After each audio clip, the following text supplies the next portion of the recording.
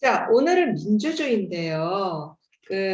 이제 민주주의를 얘기하기 전에 먼저 이제 사람이 살면서 사람은 이제 두 가지 영역에서 이제 요구를 할 수가 있습니다. 하나는 이제 사적인 요구가 있고요. 그다음에 공적인 요구가 있습니다.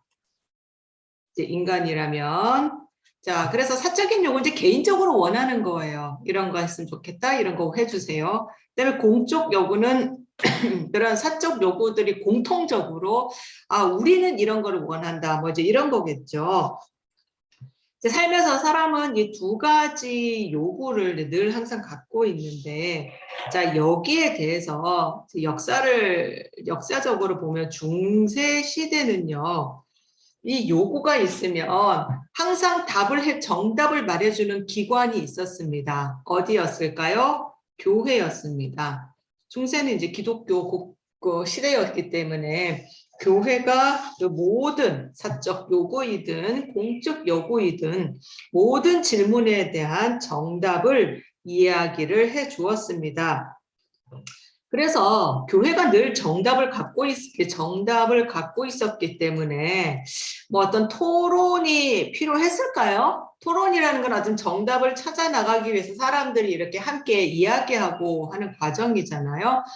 근데 정답이 이미 있기 때문에 토론이 필요가 없었습니다.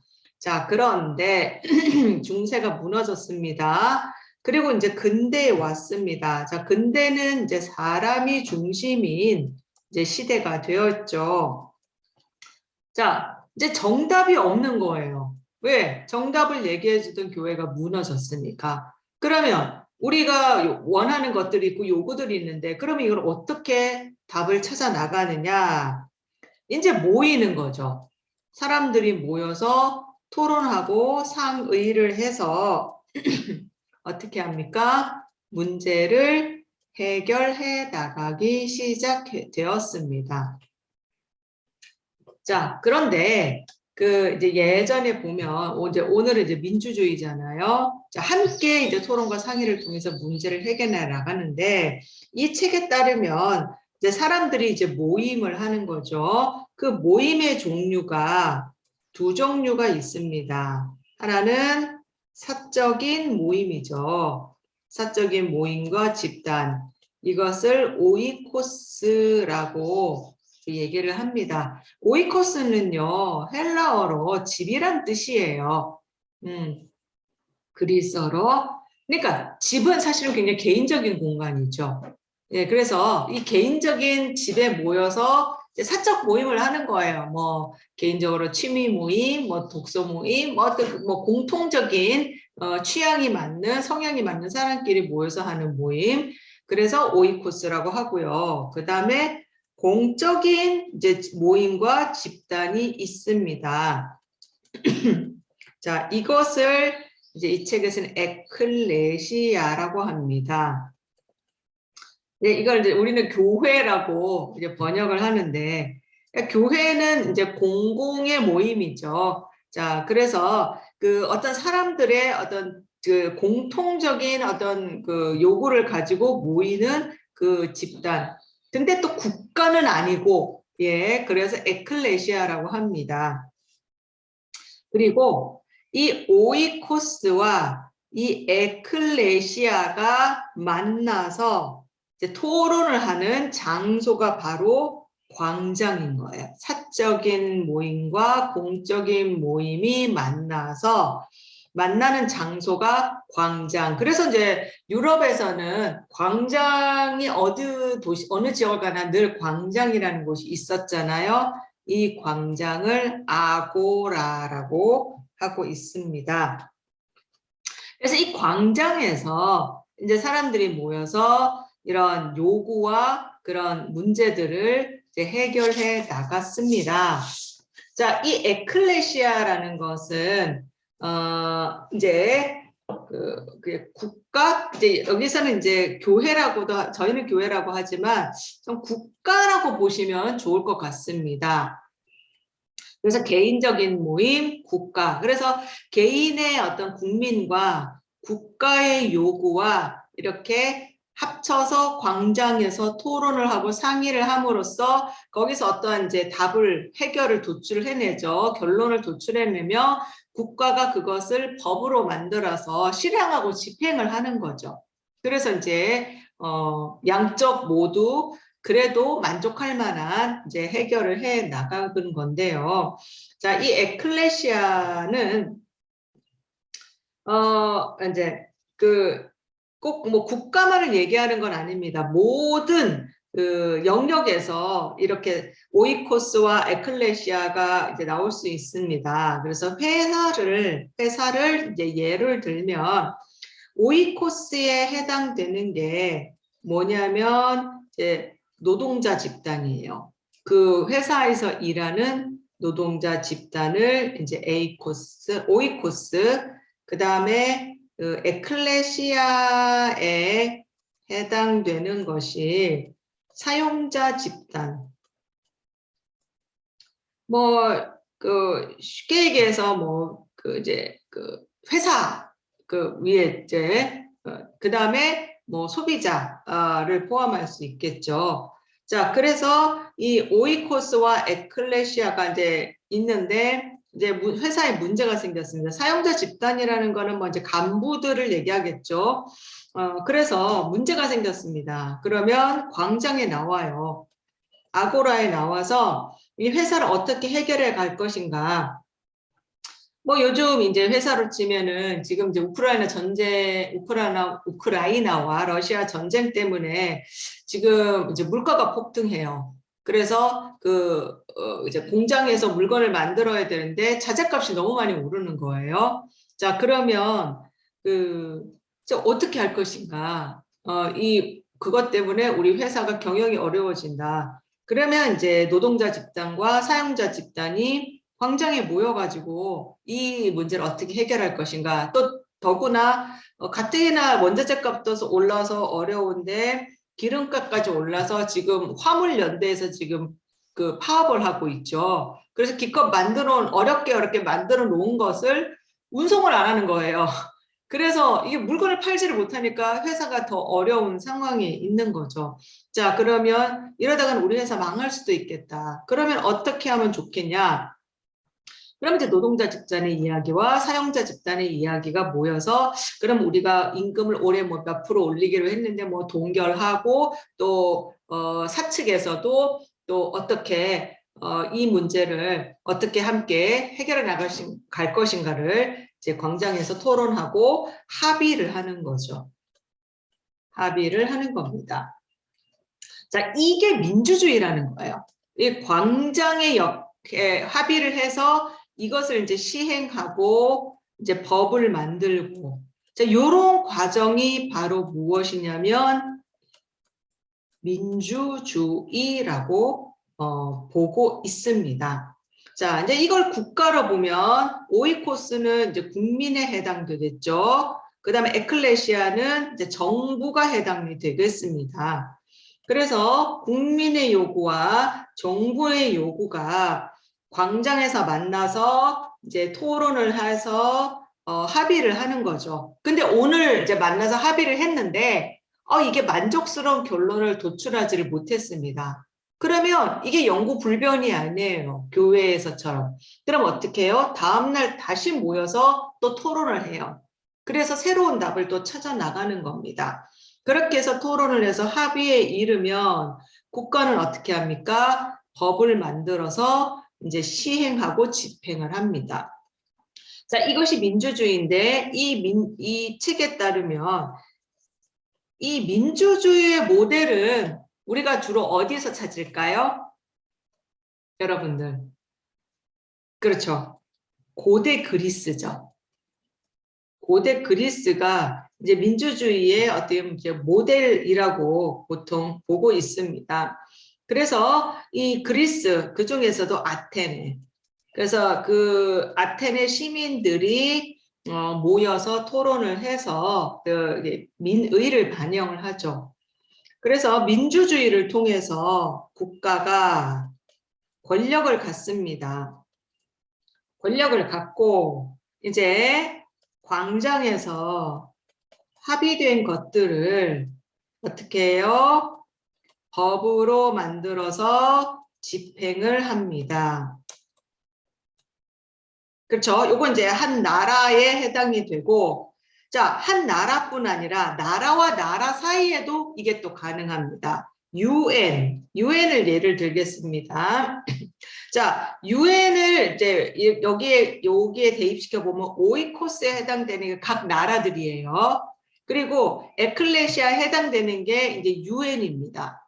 그러면 이 국가 간의 합의를 광장을 통해서 토론을 하는 거예요. 회의를 하는 거죠. 그렇게 해서 예를 들어서 뭐 대한민국이 옛날에 이제 70년 전에 이제 6.25 전쟁이 일어났잖아요. 그때 우리나라에서 요구를 합니다. 우리가 전쟁이 터졌는데 지금 우리 힘으로는 어떻게 할 수가 없습니다. 도와주십시오. 자, 그러면 그 오이코스의 요구가 있습니다. 근데 이게 이제 그 단순히 한 나라의 전쟁이 아니었잖아요. 공산주의와 자유주의의 어떻게 보면 이념 전쟁에도 이념 간의 갈등도 됐기 때문에 그래서 유엔에서 모였습니다. 모여서 이제 광장에서 토론을 했습니다.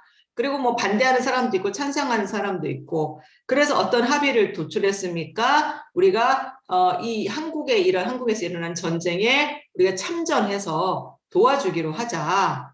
그렇게 해가지고 그 십몇 개국에서 이제 유엔군을 파견해서 우리나라 전쟁을 도와줬죠. 그 덕분에 우리나라가 정말 그 낙동강 빼고 다 점령당했는데 이제 반격을 할 수 있었습니다. 똑같습니다. 이 틀에서 보면 광장에서 합의된 내용들을 통해서 유엔에서 이제 시행을 하는 거죠.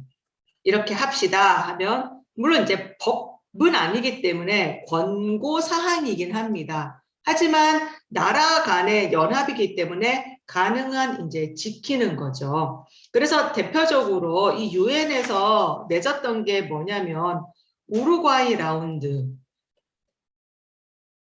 그 관세와 무역 협정에 관한 거였습니다. 그래서 힘 있는 나라가 무조건 자기들에게 유리하게 관세 하지 말고 힘없는 나라와도 이렇게 어느 정도 적정선을 지키자. 뭐 이제 그런 아마 그 협정이었을 겁니다. 그 다음에 국제사회가 6나라, 국제사회가 6개 나라가 그 연합해서 유고슬라비아가 될 것을 요구한 것들. 옛날에 그런 일이 유고 뭐 슬라비아 뭐 이런 나라 연합해서 유고슬라비아라는 나라가 과거에 있었습니다. 그런데 지금 90년대 넘어서는 다시 해체가 됐습니다. 유엔에서 이제 그런 역할을 했습니다.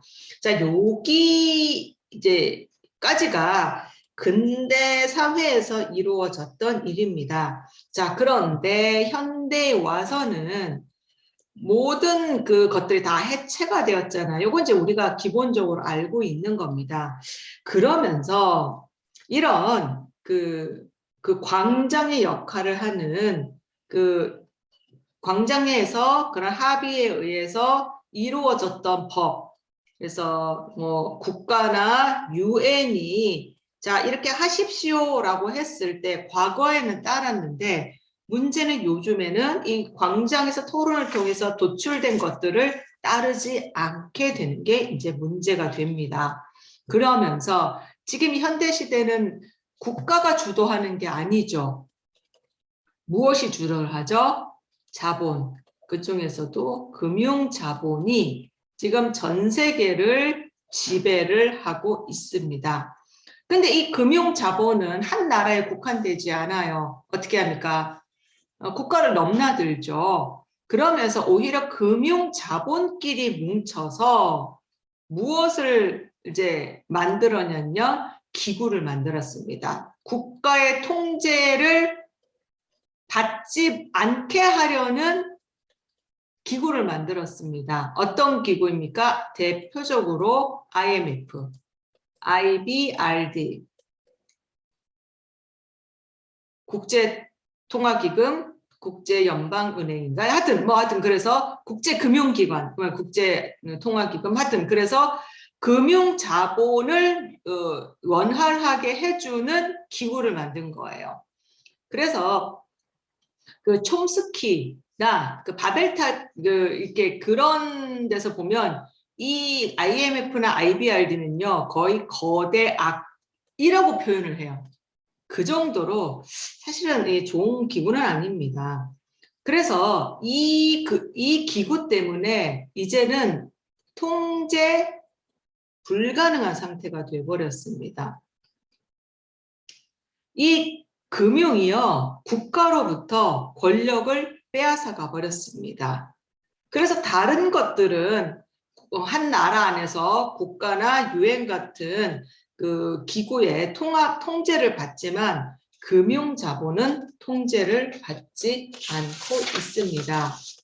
그래서 금융자본이 전 세계를 독점하게 되면서 이제는 사적인 공간이나 오이코스나 에클레시아에서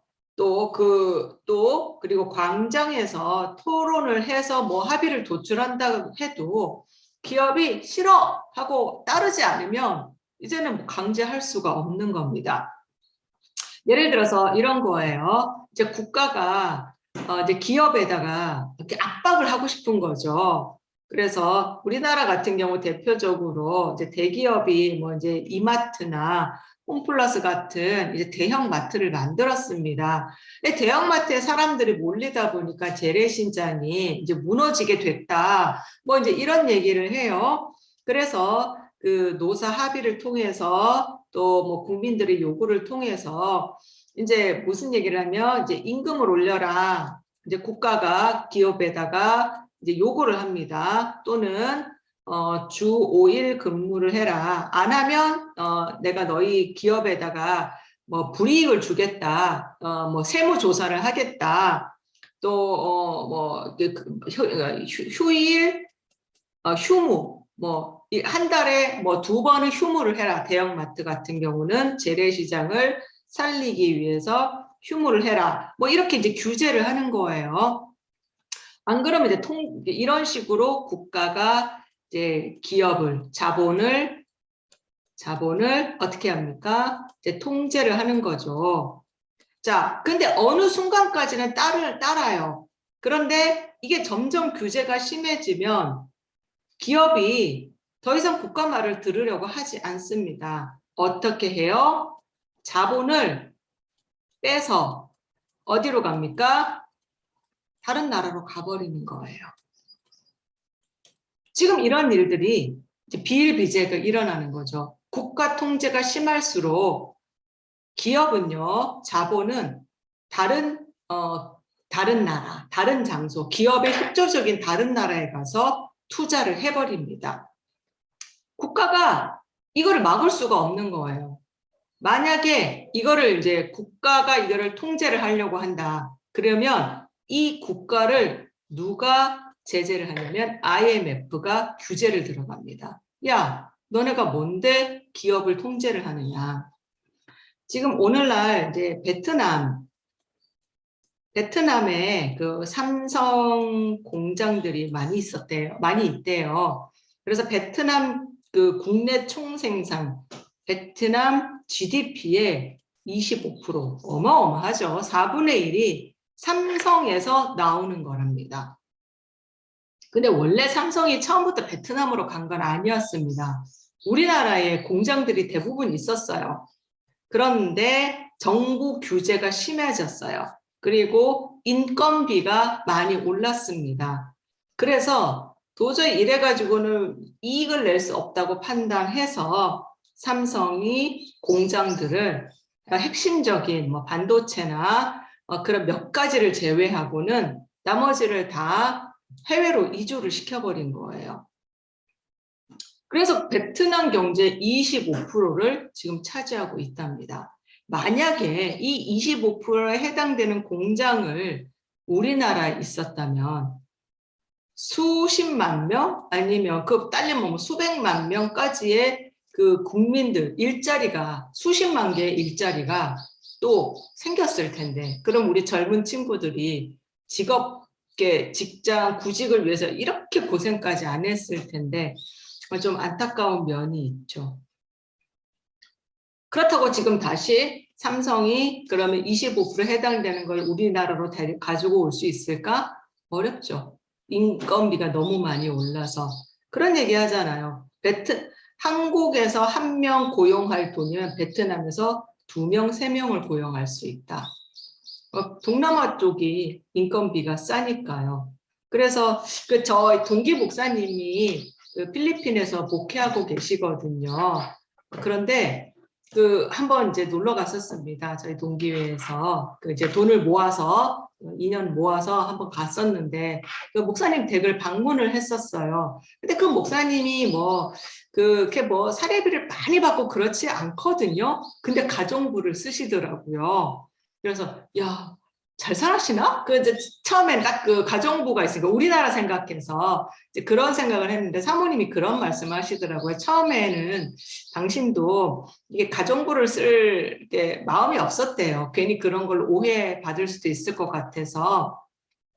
근데 인건비가 너무 싸다는 거예요.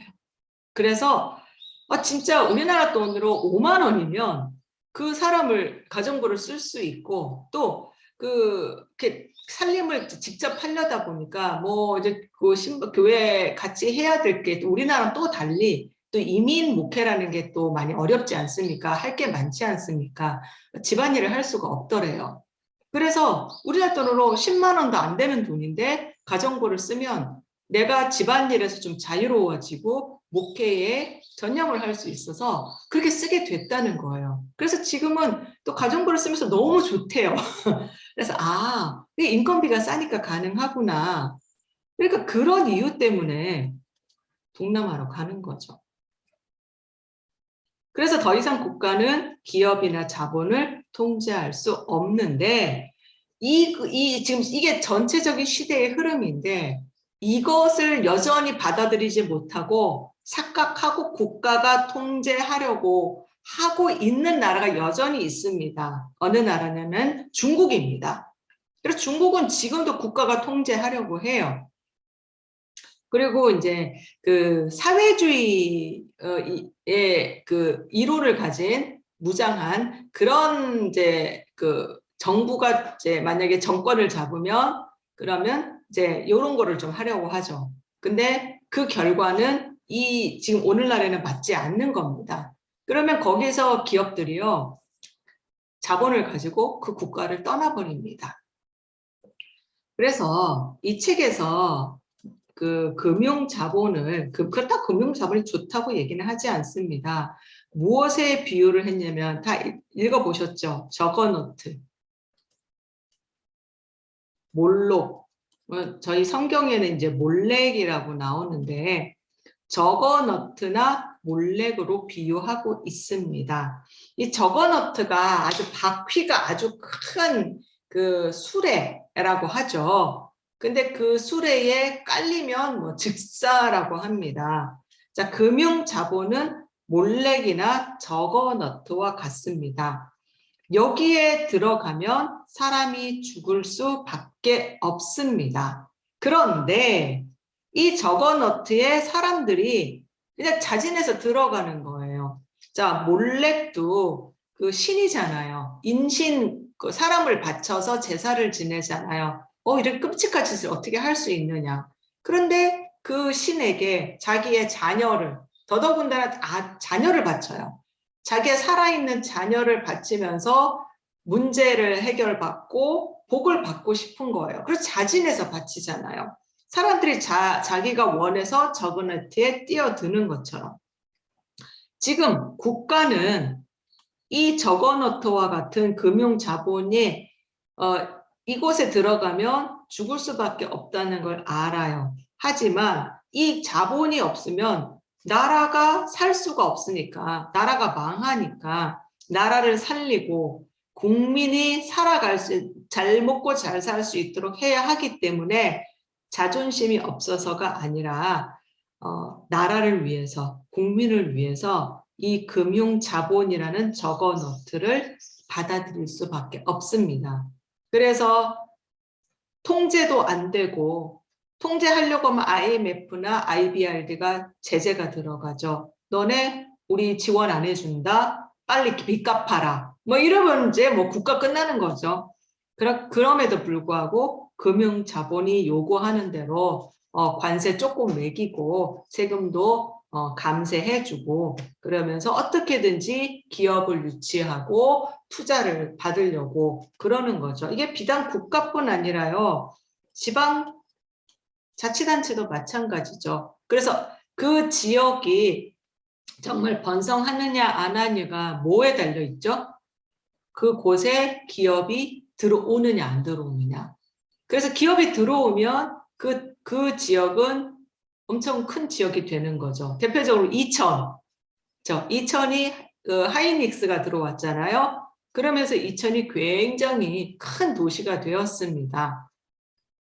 근데 그것을 받아들이지 않는 지역은 그 여주가 이천 옆에 있는데 사실은 이제 여주에서도 하이닉스가 대기업이 들어오려고 했었대요. 근데 상수도 보호 지역이기도 했지만 주민들이 또 그렇게 반대를 했답니다. 그래서 기업이 들어오지 못했습니다. 그러니까 이천이 그렇게 막 크고 있을 때 뭐 여주는 그냥 이렇게 찌그러지고 있는 거죠. 그래서 뭐 지금 후회해도 때는 늦으리, 예, 그런 얘기들을 하더라고요.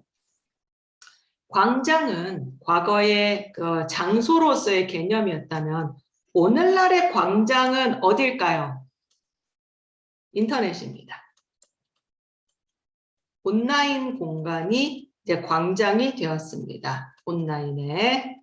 그래서 여기에서 이제 사람들이 모여서 뭐 이렇게 아고라라는 그 있잖아요. 네, 사람들이 많이 이제 토의도 하고 합니다. 근데 이제 과거랑은 달리 과거에서는 광장에서 합의를 하면 그것이 법이 되어서 집행을 했지만 이곳에서는 합의를 해도 법으로 이어질 수 있을까요? 이어질 수 없습니다. 그냥 토론으로 끝나요.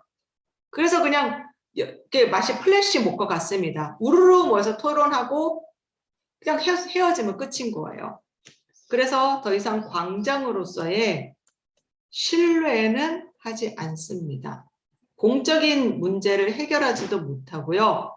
그러면 이 인터넷이나 온라인상에서 광장에서는 지금 그 토론, 합의 이런 건 안 되는데 그러면 그렇다고 이 인터넷 온라인에 뭐 아무것도 안 일어나니 있습니다. 사적인 것을 이제는 어떻게 합니까? 공개해서 사람들이 이것을 그냥 시청합니다.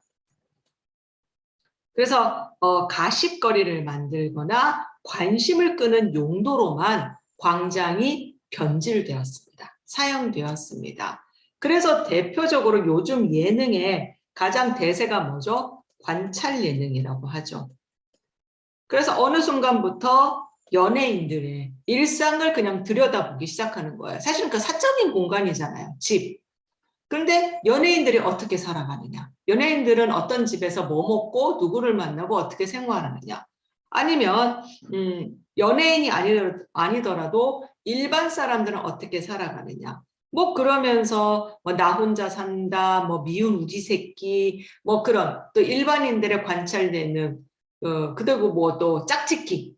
그래서 저 짝짓기 표현 좀 너무 노골적이네요. 젊은 남녀들의 그 이렇게 만나서 어떤 공간에서 이렇게 뭐죠? 이렇게 서로 이렇게 결혼까지 이어질 수 있는 솔로? 나는 솔로? 뭐 그런 이제 그런 것도 결국은 관찰 예능이잖아요. 그래서 저 남녀들이 어떻게 누구와 이렇게 맺어지고 누구에 관심 있고 그냥 들여다보는 거예요. 이쪽에 뭐 집단 관음증? 물 이제 부추기는. 그래서 막 그렇게 사람들이 뭐에 관심이 있나. 그래서 민주주의가 사실은 오늘의 주제인데 민주주의가 위기를 맞았습니다. 그리고 민주주의를 탄생시키는 광장도 기능을 잃었습니다. 이런 시대에 개인들은 방황하고 있습니다. 자, 그러면 이런 시대에 교회는 그러면 어떤 역할을 해야 하느냐? 그럼에도 불구하고 여전히 교회가 뭐 과거에 비해서 중세에 비해서 힘을 잃었다. 뭐 교회는 더 이상 사회나 국가에 큰 역할을 하지 못한다. 맞습니다. 하지만 그럼에도 불구하고 여전히 교회를 찾아오는 사람들이 있습니다. 그리고 기독교에서 답을 얻고 교회에서 제시하는 답을 믿고 싶은 사람들이 여전히 있습니다.